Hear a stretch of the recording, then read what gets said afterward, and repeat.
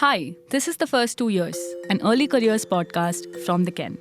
I'm Akshaya Chandrasekaran, your host. In today's episode, I will be taking you into the fascinating mind of Piyush Shah, co-founder of Inmobi.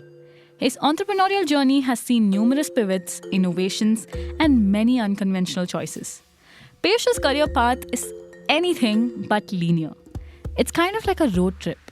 And when you set off on a road trip, you don't get to your destination as quickly and directly as possible, right? You ask yourself some questions. What kind of places do I want to visit? What do I want to see and explore?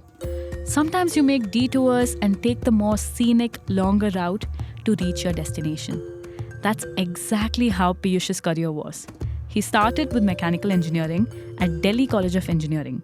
Hated it, hit a detour, and started up on campus. It was a long, enjoyable journey, but he hit a wall once again and couldn't continue down that path. So then, he joined an MBA at Indian School of Business as a failed entrepreneur and worked many cushy jobs after that at Citibank and Deutsche. Life was smooth and stable. But hey, it's a road trip. You need some adventure, right? So he looped back to revisit somewhere he's been before. But this time, with fresh eyes and new experiences under his belt. Entrepreneurship.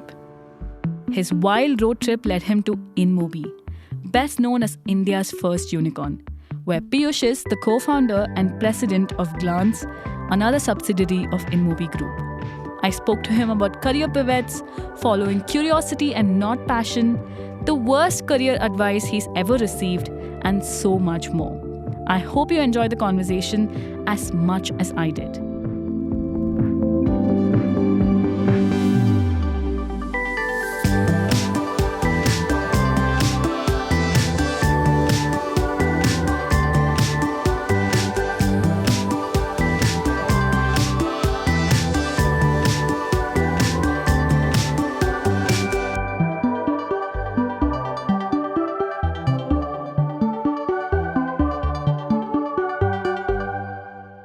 Hi Piyush, welcome to the First 2 Years. I'm so glad we're having this conversation in person at the Ken's in-house studio.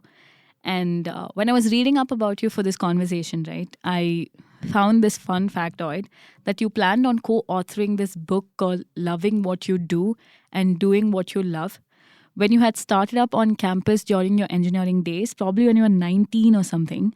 Later the startup shut and all of that, right? But it was your first brush with entrepreneurship and all of that.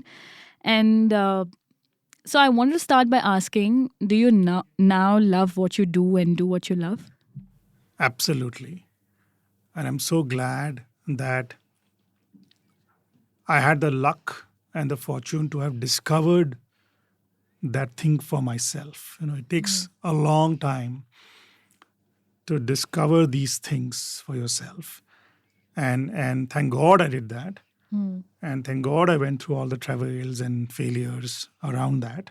Yeah. But I can totally vouch for it. I do what I love. As an entrepreneur, as a founder, it gets harder and harder every year.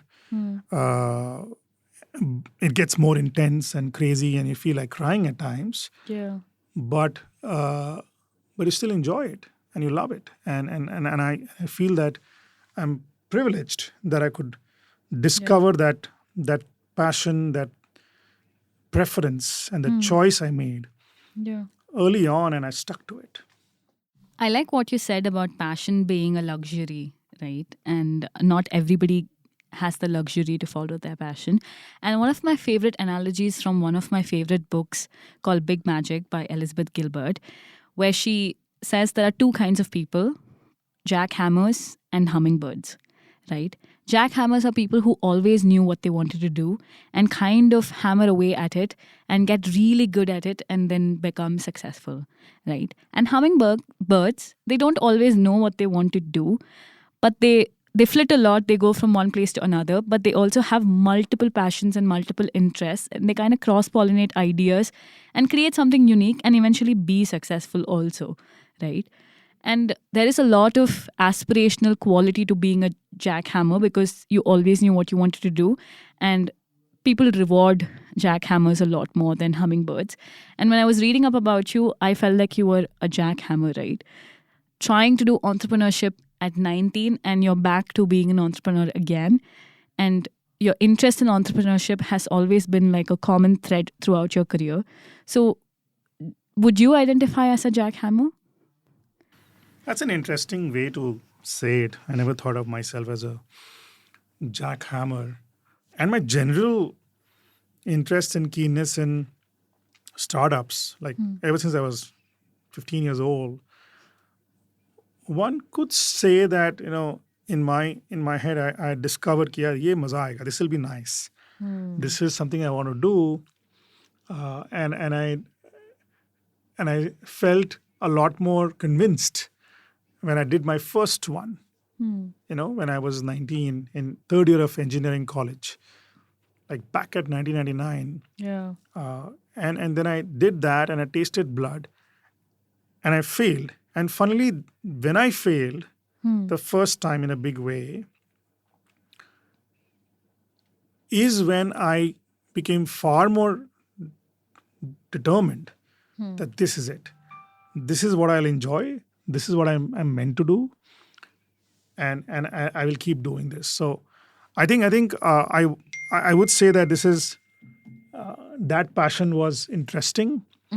I discovered it, but I did end up developing it Over a period of time. despite all the failures. Yeah. So it did happen to me. I think as a jackhammer, So you identify as a jackhammer. I do identify myself Okay. if that's what you're looking for. But I like the sound of the hummingbird. Yeah. And as I Sounds more creative. as I now enter my life, Yeah. I think I'm now trying to develop more range in other things that maybe were stuck deep inside. Yeah. That childlike curiosity on few things, Yeah. and maybe because I've gotten the luxury of financial security or emotional security, I don't mind being a hummingbird. I think follow your passion is such a popular career advice in your early career, right? Because it makes sense. You spend the majority of your waking hours at work, and it would be a tragedy to not devote so much of your time to something that you don't particularly like. But the reality is that people don't know what they love to do, right? Following your passion is easy if you know what your passion is. You would automatically be doing it. And even if you do, right, say, I know what my passion is, most passions don't translate neatly into careers. And for example, I knew I wanted to do writing, but I couldn't just take off, go to a rooftop and start writing, right? I had to find a more professional, stable version of writing, which was journalism. But if you had to look back at your career, how do you view passion? Do you think it's something you discover or something you develop? I think it's clearly you discover it first. Many people keep saying no to it and don't see the signs early enough. And I think you got to discover it. And then if you stay at it and not give up on it and keep developing it, then it pays off big time. So I feel those signs are important. The first 2 years taking your podcast, the first 2 years of high school, the first 2 years of college, the first 2 years of MBA or the job, the first 2 years of married life. I think one has to look for those signs, and then really truly look inward and ask oneself, "Ki yaar, am I enjoying this?"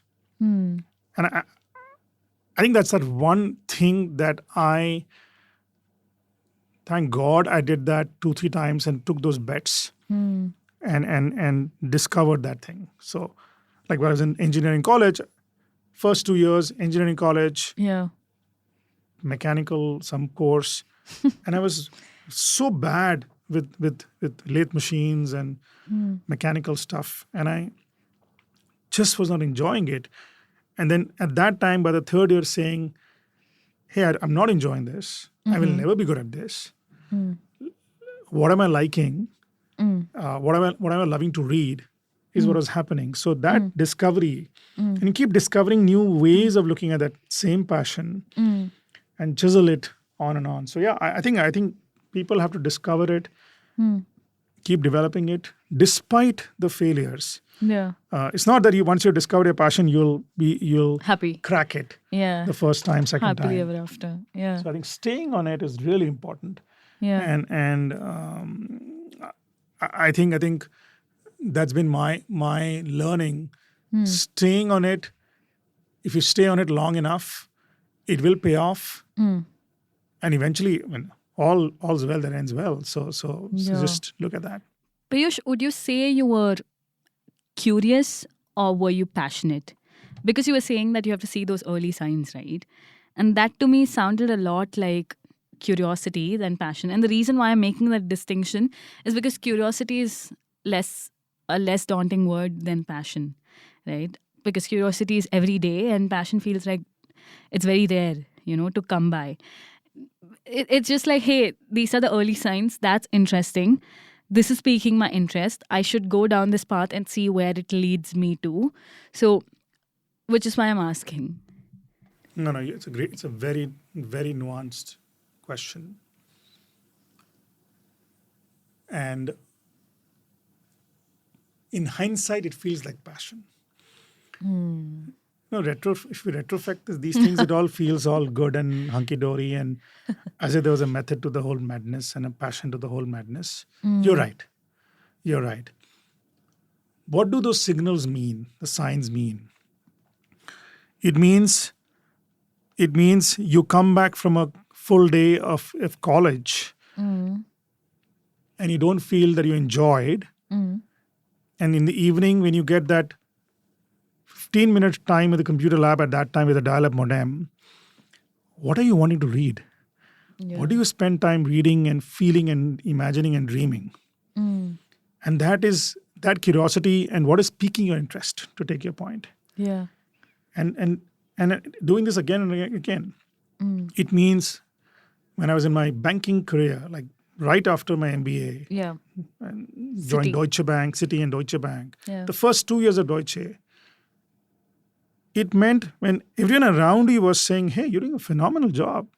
You're top of the class, top of the workforce. Yeah. But deep down, I knew that I'm not enjoying this. And what am I enjoying? Again, going back and reading and meeting people about startups, about Silicon Valley, about ideas and innovation. So I think you're right. I think passion then got developed over the years. But And- it started with that That Kida, curiosity, that the kida, that. Yeah. And then when you do it the first time, when I failed,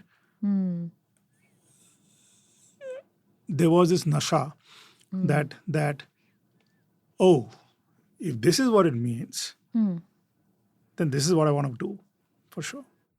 When you have a set career path and that completely gets dismantled before you, whatever you take up next, right, you really want to just succeed. Because you desperately want to prove, especially at that age, you desperately want to prove to people around you that, just because I didn't do XYZ or didn't get into IIT or didn't get into this prestigious institution or the other, doesn't mean, like I'm not good enough. I am great at other things and I'm going to show you all of that, right? There is this need to prove, and that's like a seed in the beginning. You're touching a very deep emotion. It's the fundamental principle of fight or flight. Yeah. So if Yeah. you can't fight, then you flight and you try and survive. So I Yeah. think yes, I've always wondered, did I jump into this startup thing? Did I make that choice because I truly wanted to and I was passionate around it and I knew? Or did I jump into it from a survival standpoint, Yeah. from the need to prove, because I could not get through the other path? And I've asked this myself many, many times, that did I do it because my other friends got into IIT and I had to Yeah. need to prove that I'm also as good as I thought I was? Never got a straight answer. Yeah. Of It's a very course, yeah. beautiful question you're asking. But in my heart, I feel yeah, it is okay. If Yeah, I it's thought fine. of something like this and I figured out that is not my game, uh, it's good that I discovered my own game Yeah. and I took that bet and I took that chance and I'm enjoying that game. Yeah. All those friends now marvel me for Yeah. taking that decision in Fair, yeah. hindsight. So it's a good question. And But- the need to prove the survival tendency we all have is very acute. Swiggy is the archetypal Bangalore startup. It used to define innovation, product chops, and Bangalore cool. It pioneered food delivery at scale in 2014. It started out as a courier and logistics company, pivoted very quickly to food delivery.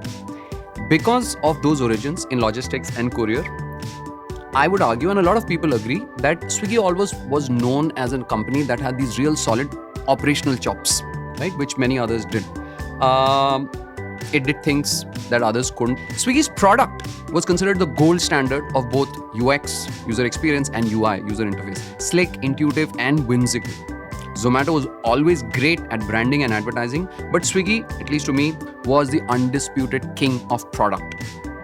In 2020, Swiggy was also the first to launch the quick commerce grocery business. So this is an organization which was like creating business models, building great products. But, and there's always a but, right? Where we are today, the Swiggy of 2024, I'll argue, is but a shadow of its former self. In businesses that it started, Swiggy has essentially become number 2 to better copycats. But this isn't an episode about Zomato, Rohin. That's correct. This is an episode about Swiggy and the options it has left now. For those who don't know, and this might be a small number of people, especially those who listen to this podcast, Swiggy has confidentially filed for an IPO. But which Swiggy? Is it the Swiggy that pioneered food delivery tech in India, forcing Zomato to copy it? Is it the Swiggy that popularized quick commerce in India with Instamart, with Dunzo, Blinkit and Zepto, etc. following it? Or is it another Swiggy? A Swiggy whose valuation had once crossed that of Zomato in July 2022, but today is just around 40% of Zomato's. 2x2, your personal investigative brain, because we do the researching, questioning, discussing, and answering for you. Thank you for your time. Links to 2x2 are in the show notes. In an interview, I think, Piyush, you had spoken about how you worked a corporate career at Citibank and Deutsche to pay off your education loans from ISB, and then you got back to entrepreneurship, right? But how did you know that it was the right time to leave, right?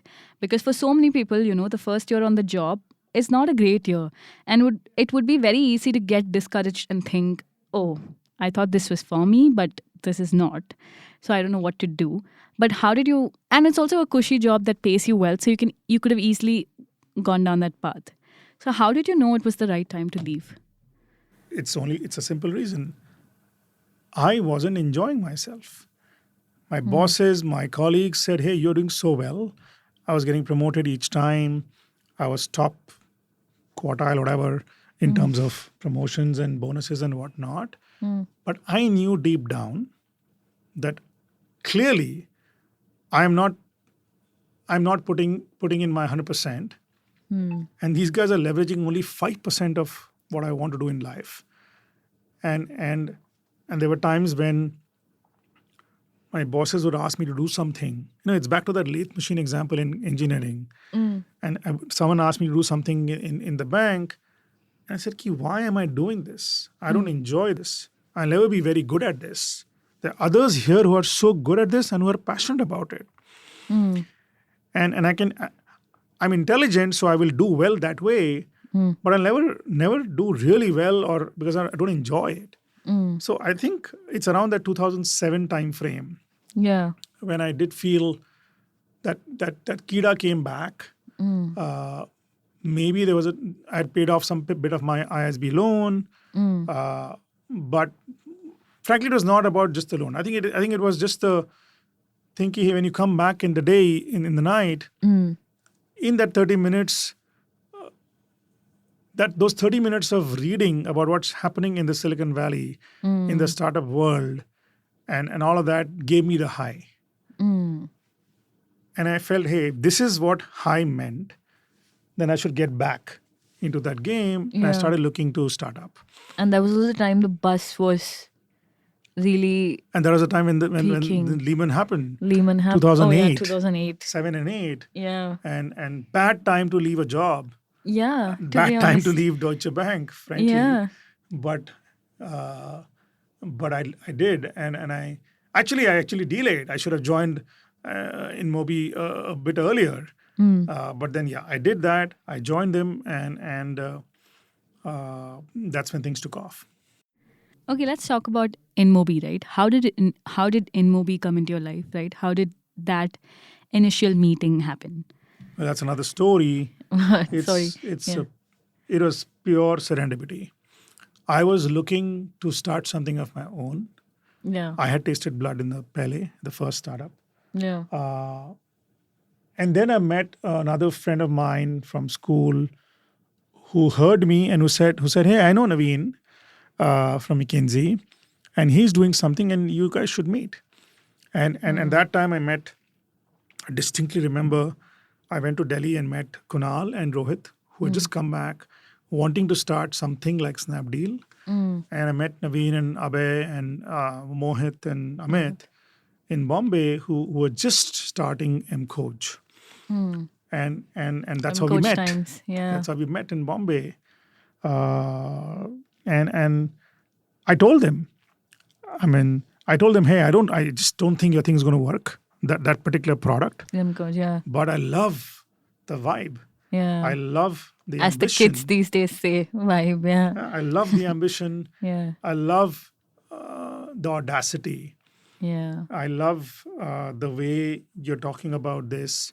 And I have that special connect also with Abhay, who also, like me, in third year of his own engineering in IIT, started a venture, ran it for 3-4 years, and failed. So there was instant connection with all of them. And I said, let's hop on. Fine, I'm not able to start something of my own. I chose to join them pretty early. Yeah. Very early. Very early. But I'm going to be here as if I also own this company, Yeah. and operate like a founder. In your early career, right, the conventional wisdom is to take risks. And you're someone who's taken a lot of risks. But I've never really understood what are the right kind of risks to take, right? Because nobody wants to take unnecessary, irrational risk, right? So what I'm trying to ask is, what should I be optimizing for in my early career, right? Like, how should I view these first 2 years? I think it's okay.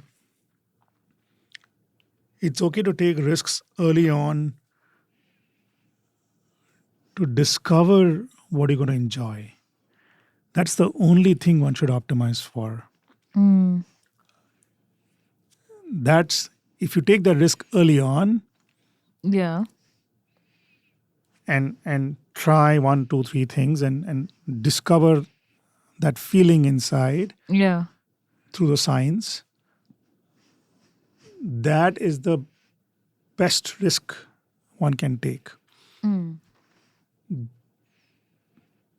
In these days and age, if you are decently hardworking and half intelligent from a decent college or otherwise, financial risk is not a thing. I mean, as long as you're not looking for some fancy packet, right? Yeah. So there are many other risks one should not take: health, family, Of whatever. course, yeah. But what is the kind of risk one should take is the discover your passion wala risk.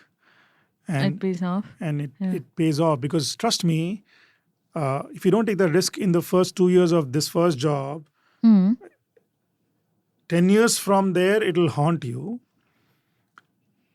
because we'll not be enjoying what we're doing. Yeah. And then sometime or the other, we will have to find that thing. And might as well do it early on when you're not married, or there are no family pressures that way. And the world is your oyster.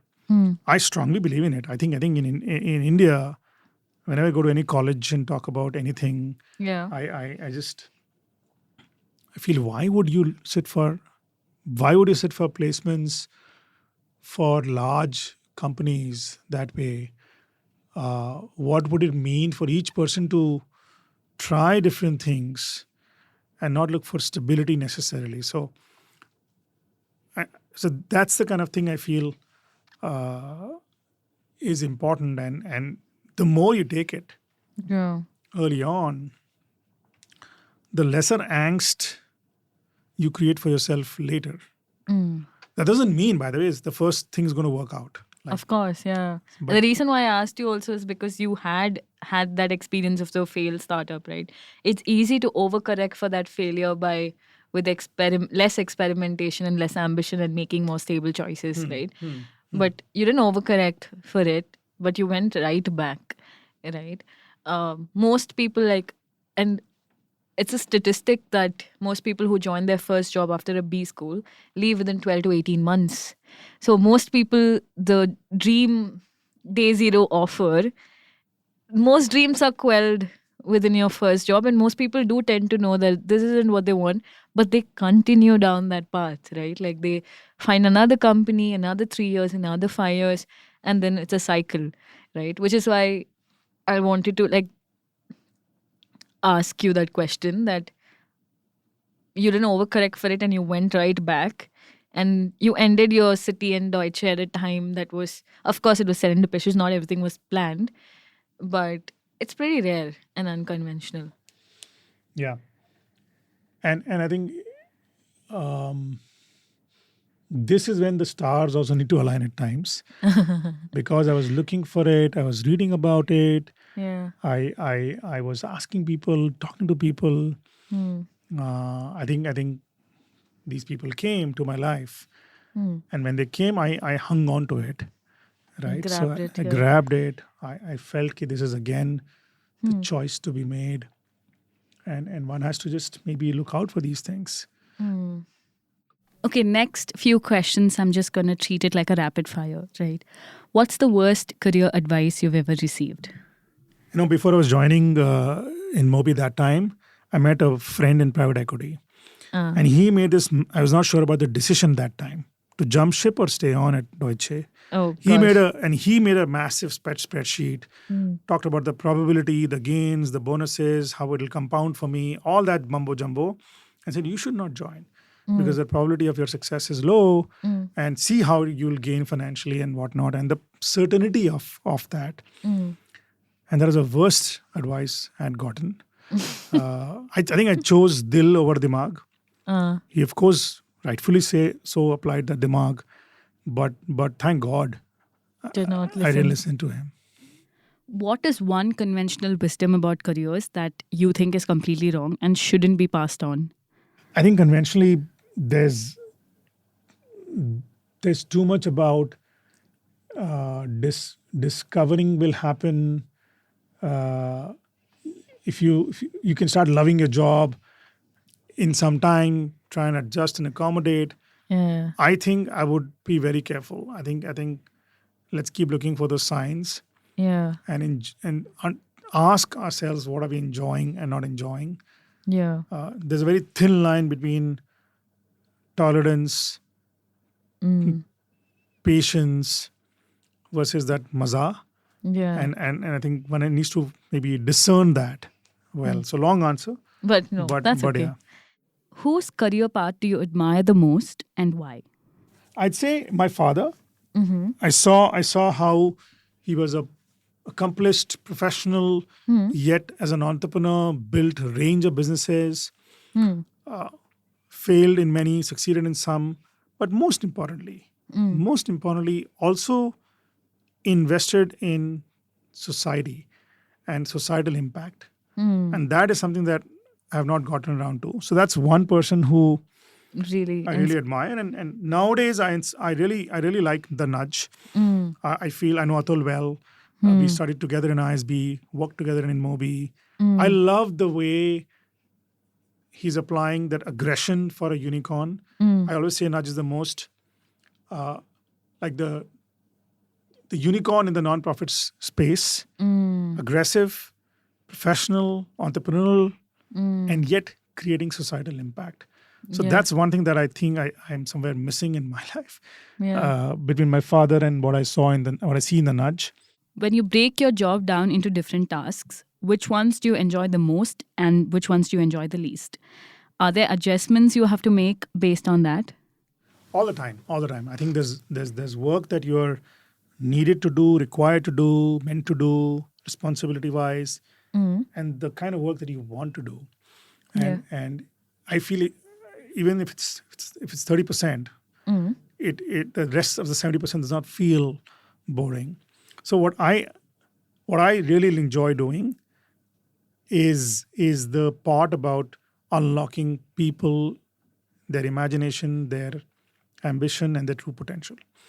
And that I feel again it somewhat connects back to everything else I've done, where ability to work with these people, make them feel that they can stretch beyond their own imagination and surprise oneself is something I enjoy a lot. And starting with myself, how do I unlock the next version of Piyush? Is what that journey I really enjoy a lot. What I least enjoy is poring over a lot of legal paperwork, financial spreadsheets, and whatnot. But I do very little of that. Not that much. 10%. Maybe. Much lesser. Much less. What I just enjoy is being with people on a whiteboard with a pen, and thinking about ideas, future, present, and where people could sort of come together and solve a big problem. Not as individual rock stars, but people coming together. Okay, that brings us to the end of this conversation. Thank you so much, Piyush. I learned so much from listening to you and picking your brain. I just really appreciate you taking the time and sharing all this wisdom for the Tifty community. No, thank you. This was great. Really enjoyed, and I think I loved the nuance in which you are operating, because it's not about plain Jane factoids and answers out there in the world, but a lot more nuance as choices you make in your career. So thank you for this opportunity. The First 2 Years is an early careers podcast from the Ken.